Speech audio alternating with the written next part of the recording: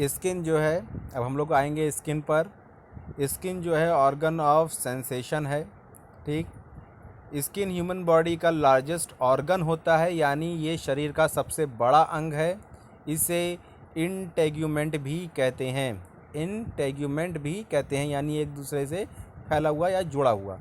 ठीक, इसका जो सरफेस एरिया होता है वो 1.8 मीटर स्क्वायर का होता है और ये बॉडी वेट का टोटल वेट 16% बनाता है। ठीक, स्किन में 3 लेयर्स पाई जाती हैं। पहली एपिडर्मिस, दूसरी डर्मिस, तीसरी हाइपोडर्मिस। ठीक, इन तीनों लेयर्स के अलावा कुछ और डेरिवेटिव्स यानी उसके सहयोगी पार्ट पाए जाते हैं, जैसे नेल्स, हेयर्स, सीबेकस ग्लैंड और स्वेट ग्लैंड। अब हम लोग आते हैं स्ट्रक्चर पर। स्किन को 3 लेयर्स में बांटा गया है। पहला है एपिडर्मिस, ये सबसे बाहर की परत होती है। ये स्ट्रेटिफाइड स्क्वैमस एपिथेलियल टिश्यू की बनी होती है। इसमें ब्लड वेसल्स की अनुपस्थिति होती है, यानी इसमें ब्लड वेसल्स नहीं पाए जाते। एपिडर्मिस में केराटिनोसाइट सेल पाए जाते हैं। ठीक, जो एक प्रोटीन होता है जिसे केराटिन कहते हैं, उसको सिंथेसाइज करती हैं। एपिडर्मिस की मोटाई होती है 0.05 मिलीमीटर से 0.05 मिलीमीटर से 1.5 मिलीमीटर तक। 0.05 मिलीमीटर की थिकनेस आई में पाई जाती है और 1.5 मिलीमीटर की थिकनेस पैर के तलवे में पाई जाती है। अगली चीज़ आती है एपिडर्मिस को फर्दर 4 लेयर्स में बांटा गया है। पहली है स्ट्रेटम बेसिल, दूसरी है स्ट्रेटम स्पाइनोसम, तीसरी है स्ट्रेटम ग्रेनुलोसम, चौथी है स्ट्रेटम कॉर्नियम। अब हम लोग आते हैं एपिडर्मिस को डर्मिस से जो मेम्ब्रेन सेपरेट करती है उसे डर्मो एपिडर्मल जंक्शन या क्यूटेनियस बेसमेंट मेम्ब्रेन भी कहते हैं। दूसरी लेयर आती है इसकी डर्मिस। इसकी थिकनेस होती है 0.6 मिलीमीटर से 3 मिलीमीटर। ये एपिडर्मिस के नीचे होती है। ये हार्ड और सपोर्टिव सेलुलर मैट्रिक्स की बनी होती है। इसमें 2 लेयर पाई जाती हैं। एक थिन लेयर होती है जिसे पेपिलरी लेयर कहते हैं और दूसरी थिक लेयर होती है जिसे रेटिकुलर लेयर कहते हैं। अब आते हैं हम लोग हाइपोडर्मिस। इसे सबक्यूटेनियस लेयर भी कहते हैं। ये कनेक्टिव टिश्यू और एडिपोज टिश्यू की बनी होती है। ये 3 सेंटीमीटर तक थिक होती है। एडिपोज टिश्यू की जो शीट होती है इसके ऊपर, उसे सुपरफिशियल फेशिया कहते हैं।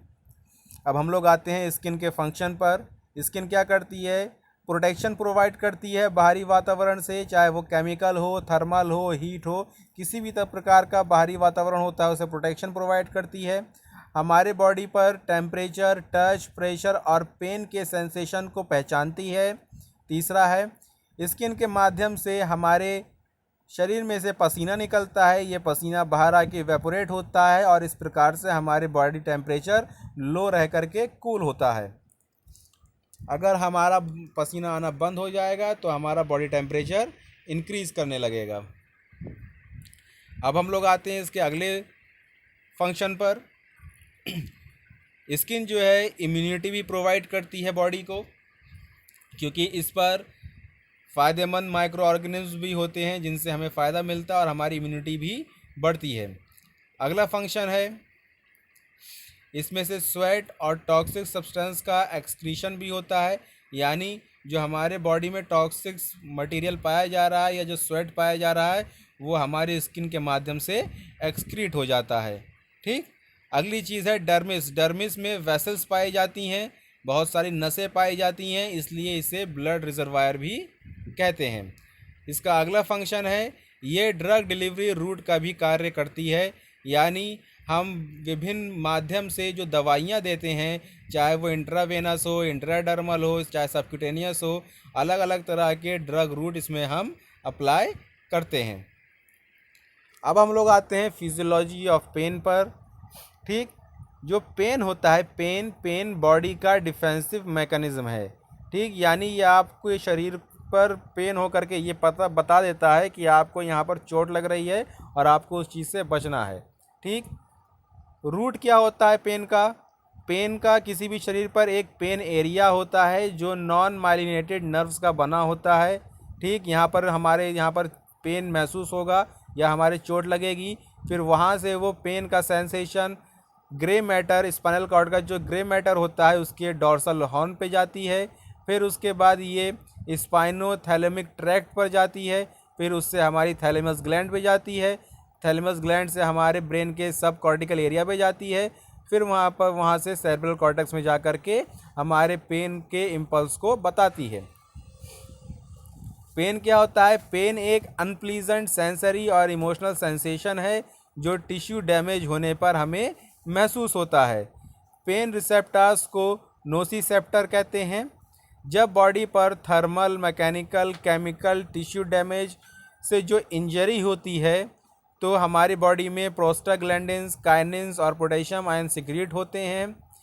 जब ये चीज़ें सिक्रीट होती हैं तो पेन रिसेप्टर स्टिमुलेट होते हैं और हमारे शरीर में बताते हैं कि हमें पेन हो रहा है। अब पेन कितने प्रकार का होता है? पेन कई प्रकार का होता है। पहला है क्यूटेनियस पेन और सुपरफिशियल स्टोमेटिक पेन। ये पेन कब होता है? जब स्किन में इंजरी होती है और स्किन में इरिटेशन होता है। दूसरा है विसरल पेन।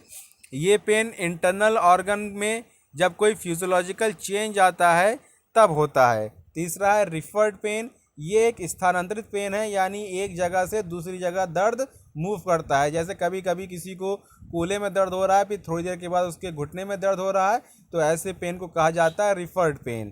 ठीक। तीसरा है डीप पेन। ये वो पेन होता है जो जॉइंट, टेंडन्स और मसल के रिसेप्टर से स्टार्ट होता है, यानी ये मुख्यतः 3 जगह पर होगा, जॉइंट, टेंडन्स और मसल से।